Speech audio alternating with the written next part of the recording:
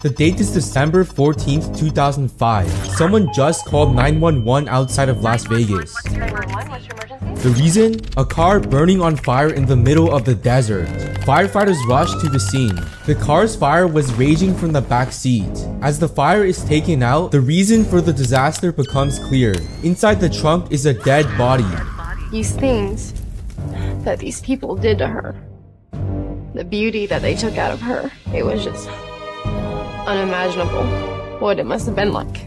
I saw what looked to be a human body that was curled up in somewhat of a fetal position. Firefighters write down the license plate numbers before they burn apart. The license plate matches with bodybuilder Kelly Ryan, and the target now centers on her husband Craig Titus. But who is Craig Titus, and why did he leave a burning body in the desert?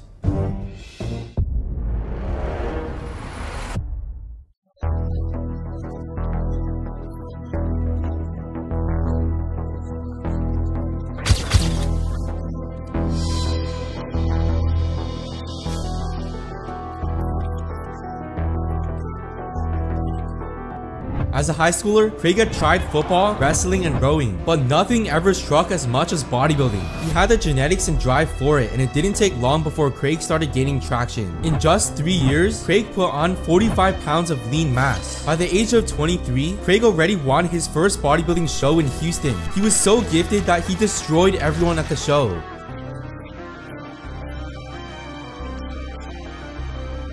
Within just 7 years of competing, he placed second at the NPC USA Championships. At a height of 5'8" and 242 pounds shredded, Craig had the perfect balance of aesthetics and mass. But beyond the physique, what he was most known for was his bad boy persona. Craig Titus kind of had the moniker of the bad boy of the fitness world. He was kind of had a temper. He didn't play by the rules. With his muscle and confidence, he landed himself in several magazines. But even with all of his fame, Craig wanted to make tons of money. He loved taking illegal substances, and I'm not talking about anabolic steroids.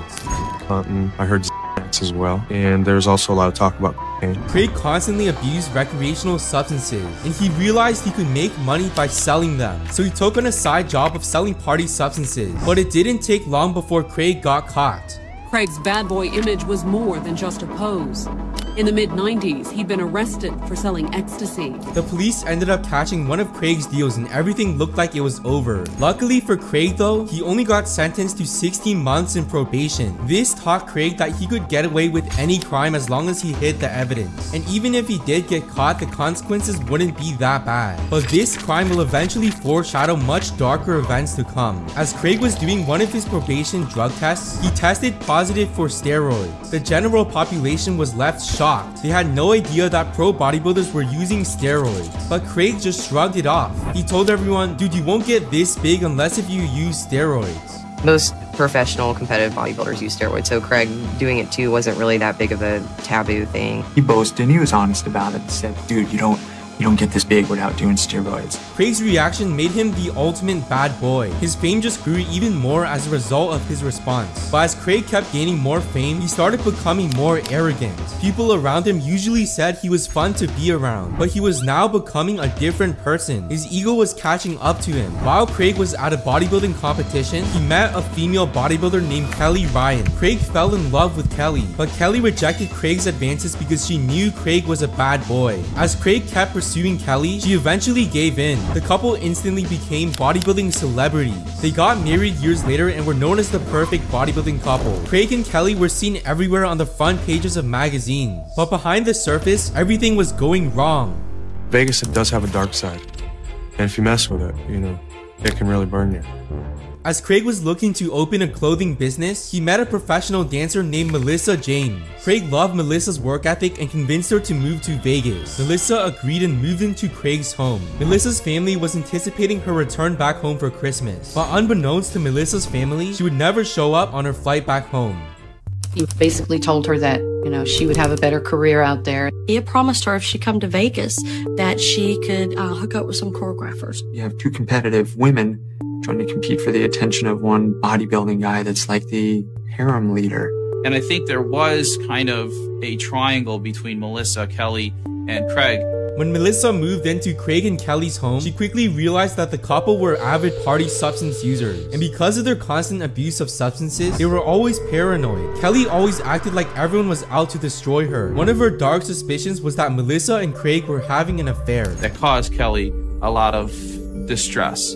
I don't think at the time she had a very good self-confidence. Because of these suspicions, Kelly hated Melissa. She always accused Melissa of stealing money. The truth was that Melissa never stole anything. Melissa was tired of Kelly's nonsense and was ready to head back home. So she told the couple she would quit her job. Craig booked an airplane ticket for Melissa to go back home for Christmas. She wanted to come home for Christmas. And I think basically that was her way of getting out, getting away. She didn't like the situation there. I asked her, when are you flying back to Las Vegas? And she said she didn't think she was going back. But as Melissa was getting ready to go back home, she got into an argument with Craig and Kelly. Melissa threatened to expose the couple and the couple was enraged. Melissa knew far too much about the couple. If she took the information public, the couple would be humiliated for the rest of their lives. All of a sudden, Kelly attacked Melissa with a taser 5 times. Craig then slammed her. They proceeded to duct tape her face and injected an illegal substance into her. I won't go into too much detail because this video would be taken down.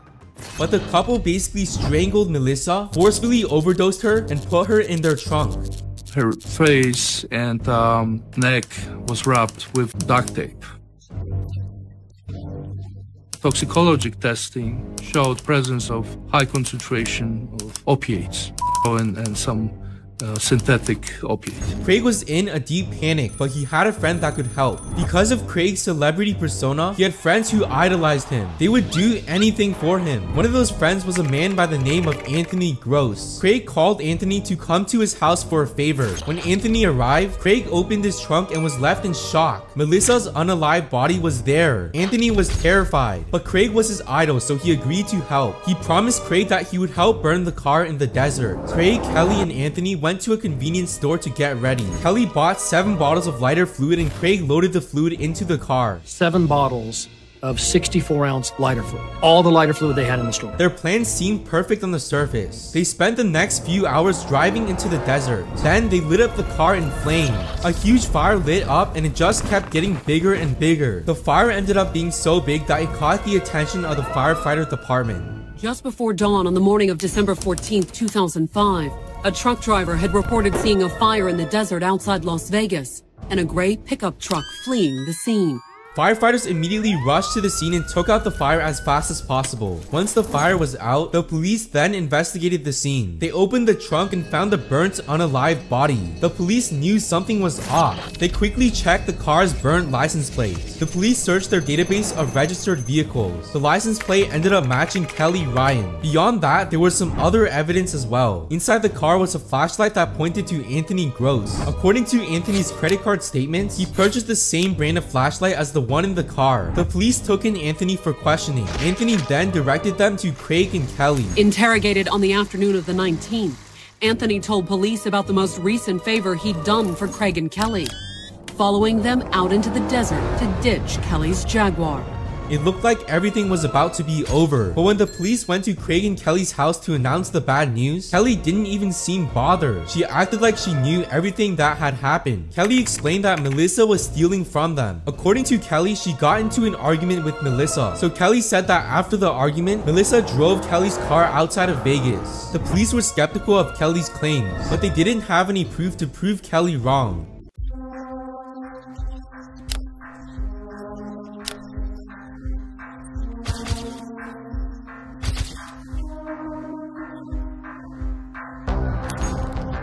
It looked like Craig and Kelly were left off the hook, so they were ecstatic. They were so happy that they bragged to a couple friends about how they unalived Melissa. Bragging had served them well with their bad boy persona, but this one was too far. Their friends immediately reported to the police that Craig and Kelly unalived Melissa. Craig and Kelly knew they made a huge mistake, so they immediately went on the run. Time was quickly ticking down. The police were now convinced that Craig and Kelly were guilty, so they checked the couple's credit card statements. It turns out that the statements showed that Kelly purchased lighter fluid recently. Security camera footage also showed Craig putting the lighter fluid into his car. Detectives used this suspicious information to get a search warrant on the couple's home. By this point, 9 days had passed and Craig and Kelly were nowhere to be seen in Vegas. Las Vegas police had warrants for Kelly's arrest, along with her husband, Craig Titus. But the bodybuilder and the fitness model had fled the city. And for the past 3 days, the fugitives had been the focus of a nationwide search. The detectives raided their home and literally found a taser in their house. Everything pointed to the fact that the couple was guilty. Craig and Kelly were fleeing across the country and their next destination was Greece. Greece does not have an extradition treaty with the US. So that meant that if Craig and Kelly could make it to Greece unnoticed, they would be free forever. But first, they needed to get rid of all of their assets fast because they needed cash. Craig and Kelly had a bodybuilding friend in Boston who was willing to buy everything they had. They went to Stoughton, Massachusetts, where they planned to meet their friend and cash out. But as they were hanging out in the city, their worst nightmare came true. The police called the FBI and the search began. It turns out that Craig was in a beauty salon getting her nails done. Craig, on the other hand, was sleeping in his truck just outside the shop. The FBI swarmed the scene and the couple was arrested on the spot. Once again, everything looked like it was over, but the couple had a trick up their sleeve.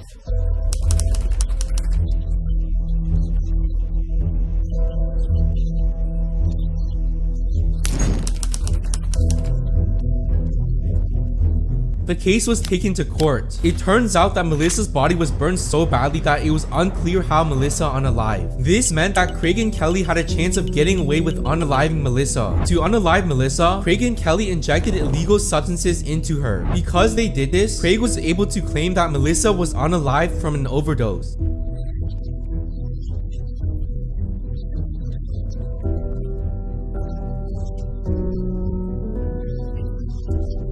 Craig claimed that after Melissa overdosed, he and Kelly were panicking about their reputation, so they left town and burned the car. Under normal circumstances, this excuse would have been very convincing, but Craig had 3 people testifying against him. In a deep panic, while Craig was in prison, he spoke to another inmate about arranging a hit. His plan was to arrange a hit on the 3 people testifying against him. The inmate he was speaking to, Dean Kasim, promised Craig that he could do the hit with his connections outside of prison. Craig had his hopes up about escaping his case. He got one of his fans to work on exposing the people who were going to testify, but Craig had no idea that he had just been fooled. Dean Kasim was actually working with the police. The police immediately put a stop to the hit. With several people getting ready to testify against the couple, Craig and Kelly were clearly going to lose at trial, so they had no choice but to enter pleas. Kelly ended up pleading guilty to arson. She also entered an Alford plea for using a weapon for harm. An Alford plea means that Kelly accepted a plea while still claiming innocence. In the end, Craig Titus pled guilty to second-degree murder, first-degree kidnapping, and arson. Kelly pled guilty to battery with a deadly weapon and arson. When Kelly was sentenced, she read a statement to the judge and accepted responsibility for her involvement and apologized to the court as well as to Melissa James's family for what happened. After 12 years in prison, Kelly was finally released on parole on October 24, 2017. Craig Titus was sentenced to 21 to 55 years in prison, and he's still in prison to this day. But what about Anthony Gross? Anthony was found guilty of arson and accessory to unaliving, but he got away with it pretty easily. All he did was claim that he didn't know Melissa was in the back of the car. With his excuse, Anthony got away with just probation. If you enjoyed this video and would like to see more, I would appreciate if you hit that like button and subscribe. I'll see you in the next one.